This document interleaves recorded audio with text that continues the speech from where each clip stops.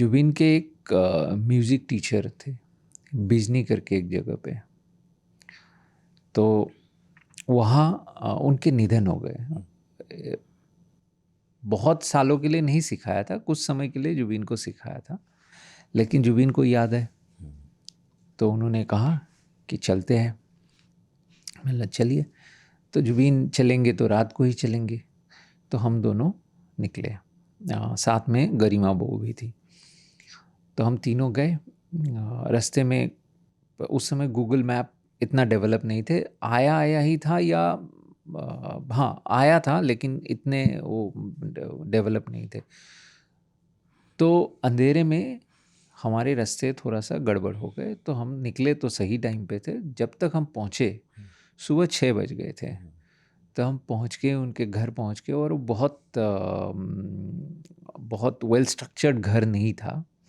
तो मैं पहले एक बात बताता हूँ, घर ये था और घर के थोड़े बाहर उनके वॉशरूम या लू या शौचालय जो भी कहे वो है।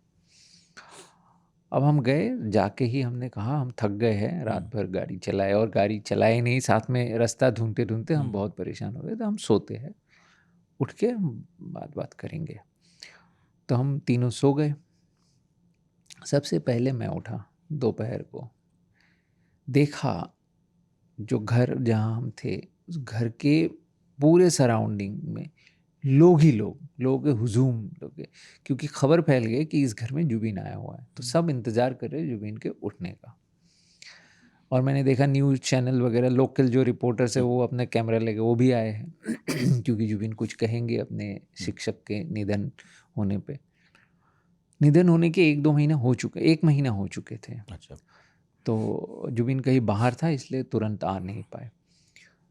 तो अब जब जुबिन उठे, मेरे उठने के आधे घंटे बाद, वो उठ के पहला आप वॉशरूम जाते हो सुबह, तो एक गमछा पहना हुआ था और वॉशरूम की तरफ निकल पड़े।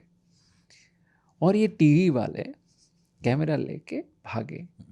पीपली लाइव आपको याद है?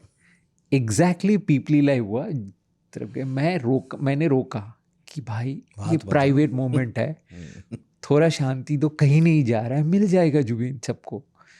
तो ये जुबिन के साथ होता था।